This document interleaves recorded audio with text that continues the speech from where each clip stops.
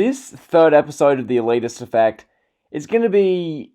I don't know how to put this for you. It's going to be very honest, very raw and truthful as far as just how I'm feeling about pro wrestling at the moment. And I'm sure many of you guys will be feeling the same way. Okay? Pro wrestling at the moment, it's in such an... It's such an awkward and just rough spot because they've decided to keep putting on shows because they're apparently essential. And now we've had about 5 to 6 weeks of these shows in the Performance Center in front of no one. And honestly, at this point, it's really taken its toll on me. And anyone who's been watching all of these shows, they're just brutal. Honestly, like watching Raw on Monday night for, what was that, April 20th? That was the 420 episode. Watching that Raw show, and it's not just that Raw, it's basically near enough every show, even WrestleMania especially, but you're watching all these shows, and you're sitting back, and you're thinking to yourself, every time they have one of these empty arena shows, I think the same thing. Pro wrestling needs a crowd. Pro wrestlers train to entertain, tell stories for a live audience, get live reactions from the live people in attendance, and in turn, that makes the people who are watching at home feel more obligated to care.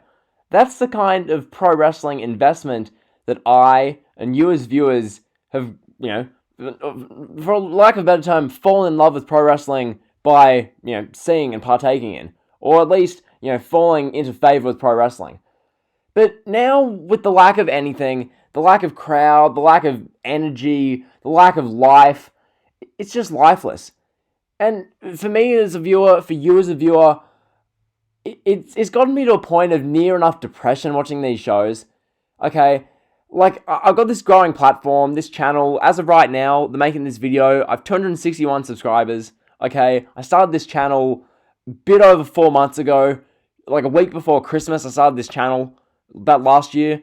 And the growth has been really good, especially in March and April, ironically, during this pandemic situation. Okay, covering everything to do with WrestleMania, doing the Raw reviews and SmackDown reviews in March, then WrestleMania, the views, the engagement, the interactions from WrestleMania, Night 1, Night 2, the SmackDown go-home show, the Raw after, the views and the engagement was excellent from you guys. You guys killed it on that, okay? And then coming out of WrestleMania, the Raw reviews getting high 400s, 500 views, like SmackDown, 300, 350, 400 views. Like, the interest from my viewer base has been there. You guys have been smashing it out of the park. Okay, I can't thank you guys enough for how much you've supported the content.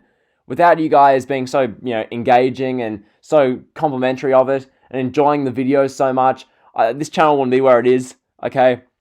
But with that being said, as I said, it's a double-edged sword, this whole situation. On one hand, I'm thankful that there's been shows and there's been new content so that I can make this content that's fresh and interesting, and that way you guys can not have to watch these shows in an empty arena and still enjoy hearing about it. But that being said, as the man who's making the content, the person who's sitting through near enough, well, most weeks I turn off Raw before the ending, but basically 3 hours of Raw every single week, 2 hours of SmackDown. I don't watch 2 hours of NXT or 2 hours of AEW. I kind of dabble in them. If I'm being honest, the Wednesday night video for NXT and AEW for this week, so like Drake Maverick's first match back from his release, the Matt Hardy speaks thing, Kip Sabian versus Dustin Rhodes, like that Wednesday night.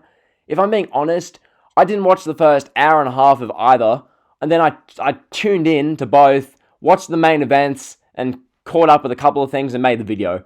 And that's all I really need to do, because a dead set, NXT is the worst at this. Sitting through an NXT show at this stage in 2020, it's like Raw, NXT, AEW, and SmackDown, they're all handling the show, being in front of no one a little bit differently. Monday Night Raw is going about it the worst way possible, okay? Monday Night Raw, how they do it, where you have Jerry Lawler, Tom Phillips, and Byron Saxton on commentary. So, right there, you don't care about anything they're saying, because None of them are interesting. Jerry just needs to go. Seriously speaking, Jerry Lawler has got to get off TV. Okay, pandemic or not, Jerry Lawler is too old to be commentating. But Tom Phillips and Byron Saxton being on Raw and NXT, they're dreadful. So commentary is doing no favors to the show. They're making it worse on Raw and NXT. Not to mention the fact that on Monday Night Raw, it's just 3 hours. Do you know how depressing it is to watch 3 hours of empty arena WWE Raw? Okay? And granted, once again, I'm going to have to keep reiterating this. I'm happy, I'm grateful that I get to still make content on those Raw shows because the engagement on the Raw reviews is excellent. 400, 500, 600 views. It's awesome. I love that. But at the same time, as the creator, sitting through those Monday Night Raws where there's no direction, there's no soul, there's no life. It feels so through the motions. And this is the thing I hate about WWE, and it's what I've complained about ever since this pandemic started. There's no innovation. Where's the innovation in this product? Where's the Vince McMahon who we saw in the late 90s, early 2000s, in the time period that drew the revenue, drew the interest, that drew the audience base, which if there was no Attitude Era, there'd be no WWE right now. The company would be dead and buried. So where's the interest and the engagement and the passion that brought the viewers in that time period? Where is it? Okay, and what I mean, I've said this time and time again in these Raw and SmackDown and NXT and AEW reviews, less so AEW, but the WWE shows. Okay, where's the WWE which innovates? Now, I'm not saying you have to do, God, I don't even know, just here's off the top of my head what they could do to make these shows even half entertaining. WWE, instead of putting 17 different cameramen standing around ringside, how about you put a couple of performers socially distanced in the crowd? I know AEW does it, but how about you try that? Okay, on a 3-hour show, I'd much rather see some people at ringside in the crowd to try and add some atmosphere to the show. Even if it's just some random developmental talent who we don't know, even if it's just someone like that, so when you have a heel come out, they can throw their drink at them or something. I don't know. Okay, but this whole pandemic situation, it's exposed WWE's lack of creativity to the nth degree. It really has. Okay, because there's been none of that. There's been no makeshift crowd. Commentary has sucked. And as I mentioned, there's no new angles, nothing fresh. They're not doing anything cool. Okay, they're not shooting angles in the performance center like dressing room. They're not shooting angles where, I don't know, Andrade's stable with Andrade, Theory, and Angel Garza beat up Drew McIntyre in the Performance Center, just pummel him, and then Drew McIntyre, I don't know, like anything. I'm not the creative writer here. You have a team of 50 of them. There's 50 of you in the creative team. Give us something. But instead, Monday Night Raw, SmackDown, NXT, they're in this depressing, lifeless state where there's no creativity as is, and there's no crowd, and the shows are too long, and you're sitting there, and you're thinking to yourself, I just hope the wrestling, fandom, and wrestling as a whole isn't dead by the time the crowds come back, because, God honestly, watching Raw, watching SmackDown, watching NXT, and you sit through these shows, and in my case, I only do it because I make content. I know a bunch of you who watch me only do it because you guys make content as well, and without making content, there's no chance in hell I'd watch this, okay? This whole channel started because I wanted to still keep watching pro wrestling, but I had zero drive if I wasn't doing something productive out of it, you know? Like, watching WWE nowadays, where you're just sitting on the couch, not doing a review, not doing a blog about it, not having to post content, just watching WWE, just as a fan, I honestly don't know how you can do it. Honestly, this is why people watch my channel, and this is what I'm fully aware of, okay? I'm completely understanding that so many of you don't watch Raw, don't watch SmackDown, don't watch NXT. Some of you watch AEW and not WWE. Some of you don't watch AEW. You tune into my content to see me rip apart, roast, review, talk about, critique these WWE shows. And that's super sick. I love that. I'm so happy you guys can find some entertainment in this dying world of pro wrestling out of my content. I think that's awesome. I really do. And the fact that at the end of the day, you guys can save 3 hours on your Monday night, 2 hours on Friday night, you can save upwards of 4 hours on Wednesday night, all and watch my content and digest, 30, 40 minutes worth of an entertaining couple of reviews, and you can get your full pro wrestling fix for the week, plus more entertainment in 30 to 40 minutes of my reviews than WWE or AEW would give you in 7, 9 hours. I think that's awesome. And I love that I can offer that to you guys as a content creator, because it keeps me watching the shows, it gets you guys entertained in this time period of mass negativity, mass hysteria, mass overblown hysteria. Like, I think that's awesome. But at the end of the day, pro wrestling itself, something needs to be done. There needs to be like a line in the sand. I don't know what has to be done. But this whole situation at the moment, I've got a story here of from Ringside News, I believe. Yeah, Vince McMahon, his bad mood has become a running joke backstage in WWE. Now, I've made this, like, an address this Vince McMahon stuff in numerous videos. The XFL, Vince's financial troubles, WrestleMania being cancelled, Vince running shows. I've done a couple of passionate rants. That's not really what this is going to be. This is just going to be me further commenting on this situation, because Vince, following the Black Wednesday firings, following the fact that they've got a new taping schedule and they're still running shows, it's just, like, morale backstage, I can't even imagine. Okay, these performers want to be with their families. They want to be, safe and sound during this pandemic. They want to see through this pandemic. Like, forget performing for Vince. Just want to see through the pandemic, get through it, and then return to normal life safely. But they're forced to go into work. They're forced to do these miserable, lifeless shows. Okay, think from a performer perspective. You're a WWE main roster employee. You're forced to fly either across the country or from another country altogether just to perform on these Raws, these SmackDowns, these NXTs. The NXT shows feel like they're a garage fed. Okay, NXT is absolutely insufferable. Like, this is a point which Wrestling with Heat made. Once again, I'm just going to shout him out. Wrestling with Heat, check out his channel. Okay, he deserves more subs than he has. He makes so many great points in his videos. But check out Wrestling with Heat. I'll link him in the description. He made this great point about how brutal NXT was to watch on Wednesday night. And it's a recurring theme with NXT, especially. Because I said this in my NXT review last week, but how NXT do their shows. I mentioned this already before with the commentary and the look of the show. But you have an NXT show where everything's pitch black. You've got Tom Phillips and Byron Saxton on commentary the whole time. And the matches in the ring, it's the best in-ring work bell to bell. Which, good, that's NXT's point of difference. But the whole thing with wrestling is that you engage the crowd, and even if it's a great match, it can be a 10-star match, but if there's no live audience, there's no reason to care, it's just a waste of time. It's a waste of energy. And personally, I feel that watching the NXT shows.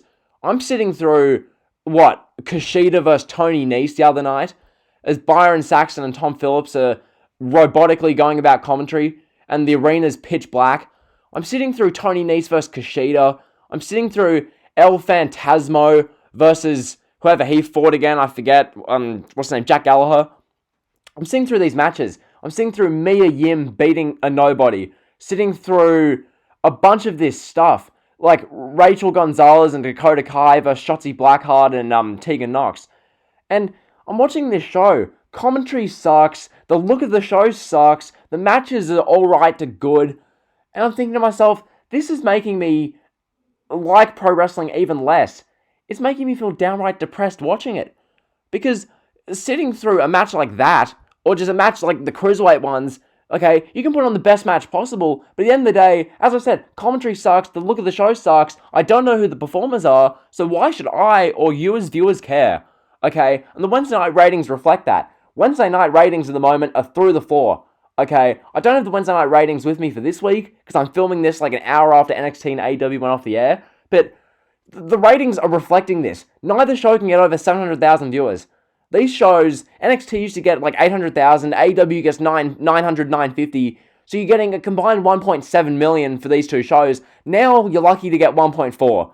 At the moment, you're getting like 1.2 to 3.5, 3.5. Like, at the moment, the ratings are through the floor for every show. Okay, SmackDown last week on Fox had its lowest rating. Raw, breaking all kinds of records at the moment. It's only a matter of weeks before they get their lowest rating ever in the 27-year history of the show. So I'm watching pro wrestling die in front of my eyes as I'm trying to build up this platform. I'm just watching WWE and pro wrestling as a whole spiral down because of how they're handling this situation. It sucks for me. It sucks for you creators who make content. It's a horrible situation. Because as far as content, okay, I can sit through 3 hours of Raw, make a review, feel miserable watching Raw, then feel happy afterwards because I see the likes and engagement on the video. Then you can do a SmackDown review, hate watching it for 2 hours, and then make a video, get some views, feel good about yourself. But at the end of the day, the shows aren't getting better, okay? This is the main point I have to make. The shows on Raw, SmackDown, NXT, and AEW, they are giving you no reason to tune in, week out. This is especially an issue in WWE because Raw and SmackDown are 5 hours combined, and they're building up towards a Money in the Bank show in which there is zero interest. No one is desperately just, clawing at the seams to see McIntyre versus Rollins for the title. Okay? No one is desperate. Just desperate to see Braun Strowman versus The Fiend. No one cares. Okay? Money in the Bank will end up getting decent engagement, decent investment from fans and viewers because of this new format. The climb the corporate ladder thing. I'll definitely be tuning in because I'll be reviewing it. But a lot of you guys who don't watch most of the WWE stuff at the moment, and justifiably so, you guys will tune in to see what they do. So the climb the corporate ladder thing's intriguing. But the fact of the matter is, we have to sit through 2.5 weeks still of content in the build-up to that show. There's still, as we're making this video, 3 SmackDowns and 2 Raws before we get to Money in the Bank. So we still have to sit through, let's do some quick maths here. So 2 lots of Raw, that's 6 hours. SmackDown, 3 lots of them, that's 6 hours. So we've got to sit through 12 hours of, I nearly swore there, just utter crap TV. 12 more hours of this. And none of it's getting better. Nothing they're doing is moving the needle. This is the thing, like, Drew McIntyre, a lot of you guys, well, not a lot, not in my community, but I'm seeing on social media and wrestling Twitter and stuff, people blaming Drew McIntyre for the ratings being where they are. How about you blame the fact that Raw has no creative direction? How about you blame the fact that Raw has no life for 3 hours? How about you blame the fact that pro wrestling as a whole just isn't cool anymore? How about you blame the fact that WWE has not moved with the times, they haven't adapted, they haven't changed, and what happens when you don't change and evolve? You get left behind. We saw that with, this is a pretty random example, but Blockbuster, okay? Blockbuster Video, I don't know how worldwide this is known, but actually GameStop, that's a better example. Something like GameStop, like a game provider, video entertainment provider, that's been left in the dust because Netflix has taken over, okay? In this situation, WWE is being left in the dust because they're not adapting to what every other league is doing and just closing up shop for now and this whole time period, see it through, allow for investment from fans to come back so that these shows, which usually suck, can go away, and then when they come back, viewers can be thinking, damn, I've got to see what WWE do in this month, upon return. I've got to see how WWE handle this.